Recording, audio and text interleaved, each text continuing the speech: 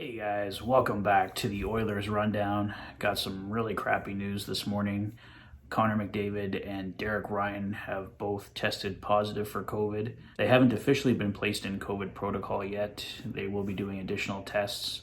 So hopefully these turn out to just be false positives and the other tests come back negative, because obviously the Oilers cannot afford to lose Connor McDavid. If he is out, he's out, but with the tailspin the team is currently in, they need all hands on deck, and losing Connor McDavid would just even magnify the problems the Oilers are already having.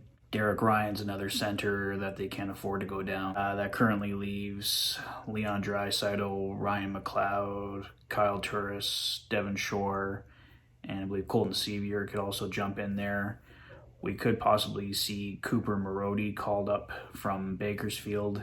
I think a lot of fans would like to see Marody, Benson, and McLeod put back together as a line. They were a line in Bakersfield, had a lot of success.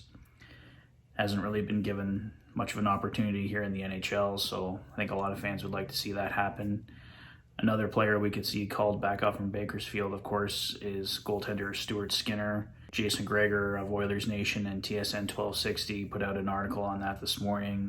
Skinner has been the Oilers' most consistent and reliable goaltender this year, and the Oilers need goaltending bad right now. Obviously, Ken Holland needs to be working the phones and bringing in another goaltender. Mike Smith hasn't been ruled out for Toronto yet. Dave Tippett said he still had to talk to him later today, so we could see Smith and Koskinen as the goaltending tandem tomorrow, but if Smith isn't ready to go, I think there is a chance that we see a Skinner call up tomorrow.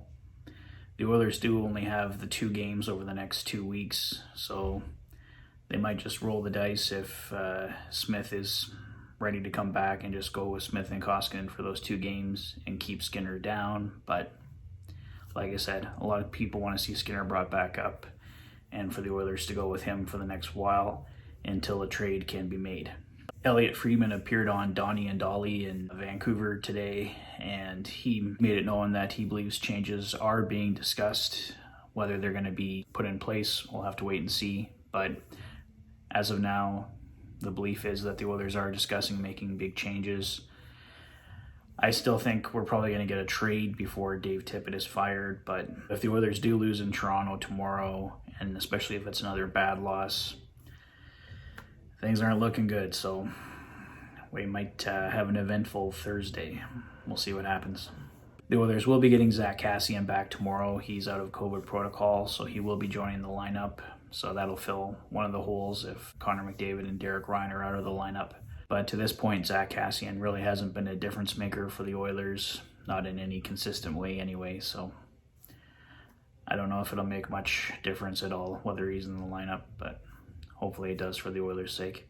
In last night's press conference, Dave Tippett took a couple shots at Mikko Koskinen, and he's really pissed off a lot of Oilers fans with those comments. Even Bob Stauffer pointed it out on Oilers Now today that Dave Tippett really seems to hold Mike Smith and Mikko Koskinen to 2 different standards. If Mike Smith has a bad game, well, it happens, and if Koskinen has a bad game, Tippett's more likely to point it out and put the blame on him. When people are already mad at Dave Tippett, doing something like this just amplifies it, and it's a bad situation right now. Basically, the Oilers just got to put some wins together.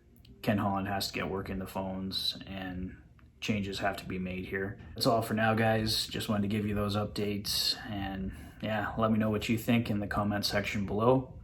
If this is your first visit to the channel and you like what you see, please consider liking and subscribing for all the latest Oilers content. You've been watching the Oilers Fanatic. Thanks for being a fan. I'll see you guys tomorrow for the Fanatic Rundown following the Oilers and Maple Leafs. Have a great night, guys.